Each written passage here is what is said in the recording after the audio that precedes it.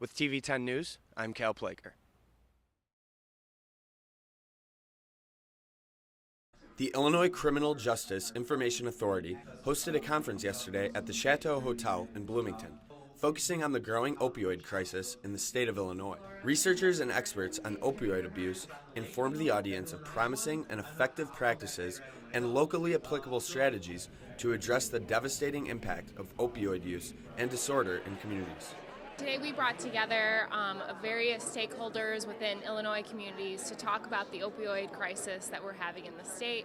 This conference focuses on criminal justice because they often come into contact with people with opioid use disorders.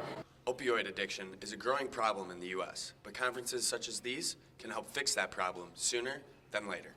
While the season ended in heartbreak, the accomplishments this team was able to make will be remembered by players, family, and fans for years to come. It's only the second time in Ironman soccer history in 30 years that a team has won a sectional. And so to get to this point, in a few days, we're going to feel good about that. How are you? The McLean County Salvation Army is gearing up for the holiday season with their annual Coat Drive and Bell Ringer fundraisers. Coats donated to the Salvation Army located in downtown Bloomington are offered to those in need, while bell ringers stand outside of local businesses asking for donations. Last year's campaign raised a record high $515,000, but this year they hope to raise even more. That's combined with all the money raised in our red kettles and money sent through the mail or online. Members of the Bloomington Normal community are able to volunteer during both of these fundraisers, and those who do say it's a great feeling to give back to the community they call home. Been doing it for about 10 years, a couple times each Christmas season, and I think that it's important to give back to the community. So the next time you see one of these red buckets, don't be scared to help out the needy in your community. Who let the dogs out? Better yet, who let the dogs into the library?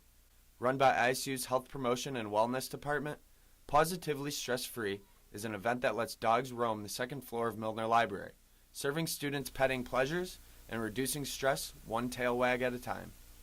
Therapy dogs have been scientifically proven to help lower stress in folks, help reduce the stress hormone, lower heart rate, blood pressure, just overall help calm people and then help them be able to go back and focus on maybe if they were studying or going to work, but also just makes people happy. Like if you just look around, everyone's smiling, having a good time, dogs just make people happy.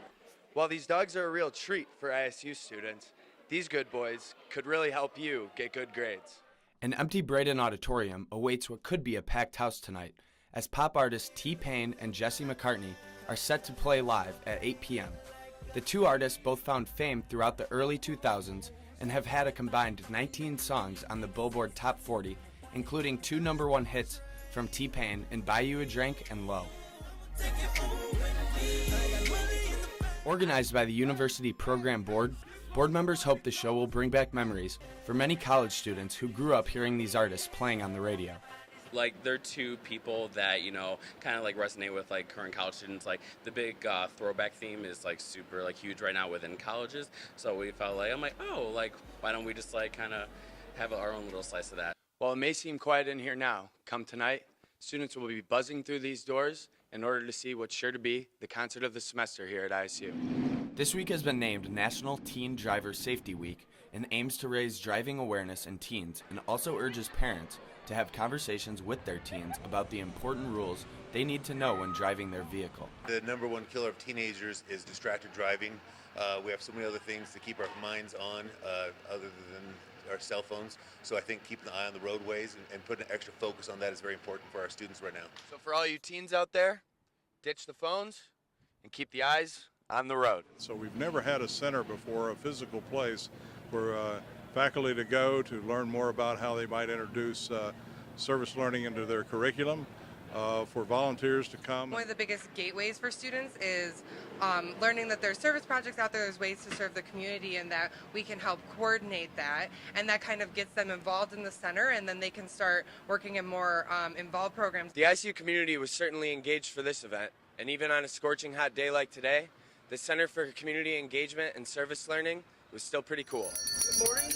Bloomington Salvation Army bell ringing campaign is off to a slower start than usual this year. So we're really just hoping the community steps up, gives what they can, volunteers to bell ring. That's another way to support the campaign, and we're hopeful that we'll still achieve that goal. More and more volunteers have been coming forward daily to give back to the Salvation Army and help with the bell ringing across the Bloomington Normal community. I noticed that there were a lot of kettles around town and nobody was tending them, and I thought, well, they need help, obviously, and what a great cause to give back to the Salvation Army. So when you hear those bells ringling and that change in your pocket is jingling, don't hesitate to donate to the Salvation Army and help those in need this holiday season. With TV10, I'm Cal Placher.